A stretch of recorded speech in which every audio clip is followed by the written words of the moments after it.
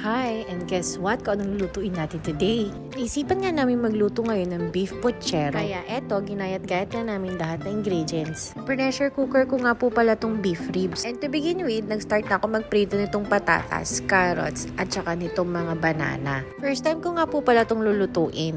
Nung mga bata kami, bihirang magluto ng ganito yung mami ko. And so, malambot na nga po pala to. Second salangan ko nga po pala to kasi maliit yung pressure cooker namin. Dito sa Qatar, di nga natatanong, mura ang mga beef. Lalo pa kung umaga ka, fresh na fresh talaga ang katayan doon sa souk. Kinuha ko nga po pala lang dyan yung laman at mamaya gagamitin ko yung beef stock. Ito namang mga saba, wala dito sa Qatar yung saba na Pilipino, kaya yung nakaripak na lang. At dahil sa sobrang excited ko guys, di ko na napakita, pero bawang sibuyas at kamatis lang yan, igigisa lang natin. So, mga nakaraang araw, medyo hindi naging madali para sa akin. Wala naman ako sa parte ng life natin, it takes two to tango and nobody is perfect. Sabi nga nila, kailangan talaga natin pagdaanan ng mga dagok sa buhay. At maging malakas lang, ganun lang yun. Ito na nga guys, sinunod ko na tong tomato sauce. Tansya-tansya nga lang pala yung ginawa ko dyan. Paborito ko nga pala ang beef ribs, kaya 1.5 kilos to. Sinamahan ko na rin ng libreng taba sa souk. Then, lagyan na natin yung beef stock. Huwag nyo yung tatapon yun guys pag nagpakulo kayo kasi sayang yun. Andun kasi yung pinakalasa ng beef. Nilagyan ko na rin pala ito ng isang beef nor cube. Pwede rin naman nawala kahit asin lang or patis. Next ko nang nilagay dyan is yung paminta at asin. Though malambot na yung mga karne, kailangan lang natin pakuluin sila para maghalo pa ang mga lasa. Sabi ko na rin pala kala ate na magsaing na sila. Dahil mahilig ako sa medyo maanghang, nilagay ko na rin tong chili flakes. Tansya-tansya rin nga po pala yung ginawa ko dyan. To taste lang talaga. Then sinunod ko na pala tong mga fried potatoes at carrots.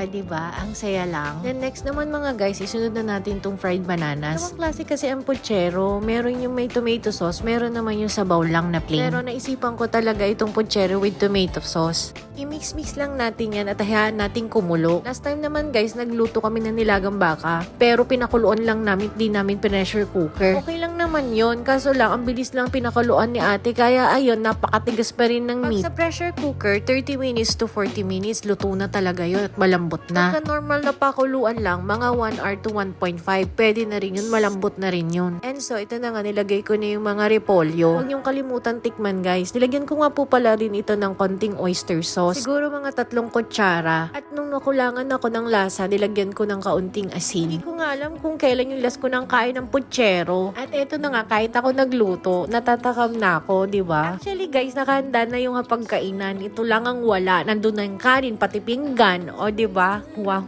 no naman. Ako ang lahat, nag-plating na ako. Kaya ayan, napatapat pa talaga yung ribs. Hindi ko nga alam kung matatawag ko tong comfort foods kasi para sa akin, tinitignan ko pa lang siya. Comfort na ako.